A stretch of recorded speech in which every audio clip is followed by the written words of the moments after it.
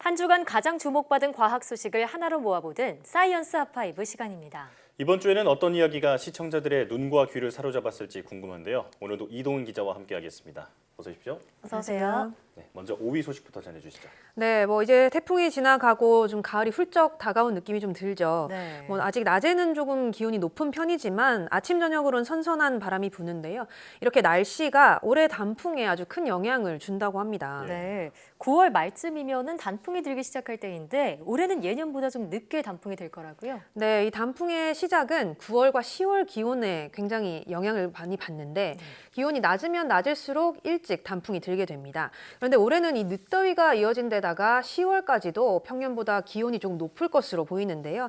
그래서 단풍도 예년보다 하루 이틀 정도는 늦게 들 거라고 합니다. 네. 첫 단풍의 경우는 이달 26일에 이 설악산에서부터 시작이 되고요. 예. 지리산의 경우는 10월 10일, 그리고 북한산은 10월 16일, 내장산은 10월 18일쯤에 첫 단풍을 볼 수 있을 것으로 보입니다. 네.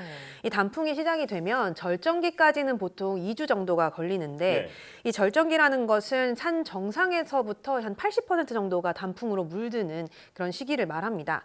그런데 이 가장 빨리 단풍이 드는 곳은 설악산인데요. 네. 이 10월 18일쯤이면 단풍이 절정을 이룰 것으로 보이는데 절정기의 경우는 이것보다 이틀 정도 앞선 10월 16일에 오대산이 먼저 이 절정기에 접어들 것이라고 합니다. 네. 특히 올해 같은 경우는 일교차가 커서 유난히 색이 고운 단풍을 볼 수 있다고 합니다. 그렇군요. 사실 그 지난 봄에도 코로나19 때문에 벚꽃 구경도 못 갔잖아요. 맞아요. 네, 제발 이번에는 하루빨리 상황이 좀 안정돼서 단풍 구경은 좀 할 수 있었으면 좋겠습니다. 네. 자, 다음 소식은 어떤 건가요?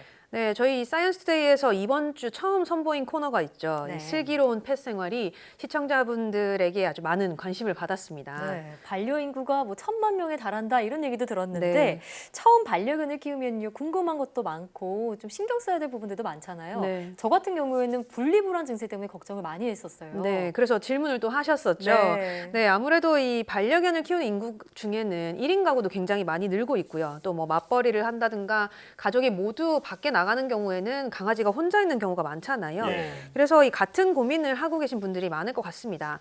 근데 이 전문가의 말에 따르면 분리불안의 가장 큰 원인은 잠자리에서부터 시작된다고 하는데요. 예. 강아지가 보통 너무 예쁘고 사랑스러워서 같이 침대에서 생활하시는 분들이 많잖아요. 네. 그런데 이런 습관이 오래되면 이 사람을 계속해서 찾게 되는 이 사람에 대한 분리불안이 생길 수가 있습니다. 그래서 가장 중요한 건 이 강아지가 어릴 때부터 반려견의 자리는 이곳이고 사람의 자리는 이곳이다. 이렇게 서로 쉬는 곳, 자는 곳을 정확하게 구분해 주는 게 중요하다고 합니다. 예. 그렇군요. 이 강아지가 여러 가지 행동을 배우고 익히는 이 사회화 시기가 있는데 이 시기부터 이렇게 교육을 해주면 이 분리불안 증세를 좀 예방을 할 수 있다고 합니다. 네. 네. 이 슬기로운 펫 생활을 통해서 앞으로도 다양한 반려동물 상식을 들어볼 수 있을 것으로 기대가 되는데 네. 저는 사실 앵무새를 키우거든요. 네. 아, 네. 나중에 또 전문가 한 분이 나오시기를 좀 기대를 해보겠습니다. 네. 자, 3위 소식은 어떤 건가요? 네, 이제 추석 연휴도 얼마 남지 않았는데 어떻게 이번 연휴에 고향이라던가 지방에 내려가실 계획이 있으신가요? 저는 계획을 하다가 정부에서 이동자재 권고를 내리길래 네. 그냥 집에 있기로 마음을 먹었는데 네. 이동훈 기자는 어떤가요? 네, 저도 아시다시피 집이 지방인데 네. 막상 안 가려고 하다가도 또 이 집에 계시는 부모님을 생각하면 마음이 또 편치 않은 게 사실입니다. 그렇죠. 네, 이번 연휴에 이렇게 같은 고민하시는 분들 정말 많으실 텐데요. 실제로 이 구인구직 업체에서 설문조사를 해봤더니 이 응답자 800여 명 가운데 30% 정도는 이번 연휴에 집콕을 하겠다 이렇게 예. 답했다고 합니다. 또 이 다른 응답으로는 나가더라도 부모님 댁만 잠깐 다녀오겠다 또는 가까운 친지에게 안부만 여쭙고 오겠다 네. 이런 답변들도 많았는데요. 아마도 이번 추석 분위기는 예년과는 확연하게 달라질 것 같습니다. 맞습니다. 네, 우선 이번 주 이 기차표 예매가 모두 온라인으로 바뀌면서 네. 이 현장 발매가 없어지니까 역창구를 찾는 사람이 없어졌고요. 네. 또 이 친척들이 한 자리에 모이지 않는 경우도 많게 됐습니다. 가족끼리 나눠서 따로 성묘를 한다거나 이른 벌초를 다녀오려는 사람들도 많은 것으로 나타났습니다. 네. 또 아예 성묘를 가지 않는다거나 벌초 업체에 대행을 맡기는 경우도 많았는데요.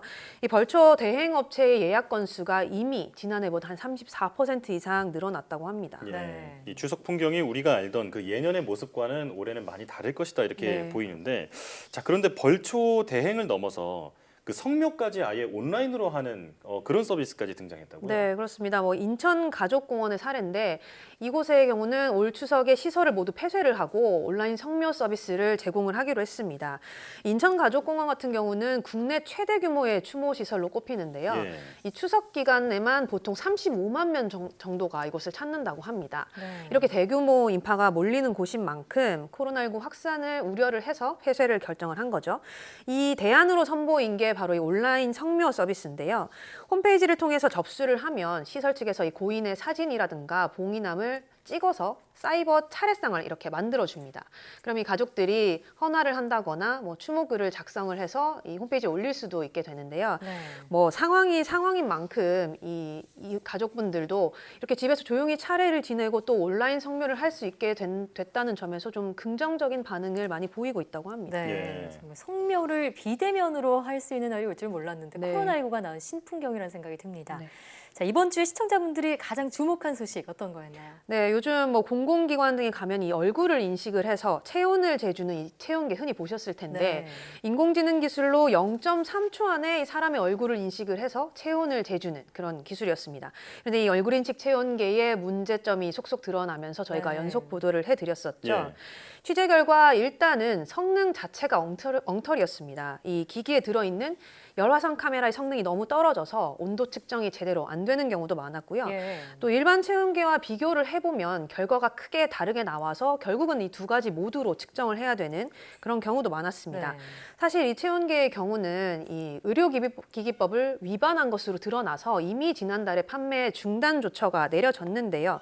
업체 측에서 이 꼼수를 써서 관공서 등에 이제 계속 판매를 해왔던 거죠. 네. 예. 이 무엇보다 이 공공기관이라든가 지자체는 물론이고요. 지하철역이나 버스 같이 이 일상 생활 속에서 이 기기가 많이 설치된 걸로 확인이 됐습니다. 이 코로나19 사태 속에서 엉터리 체온계가 설치돼 있다는 것 자체가 사실은 우려스러운 부분이라고 볼 수 맞습니다. 있겠죠. 예.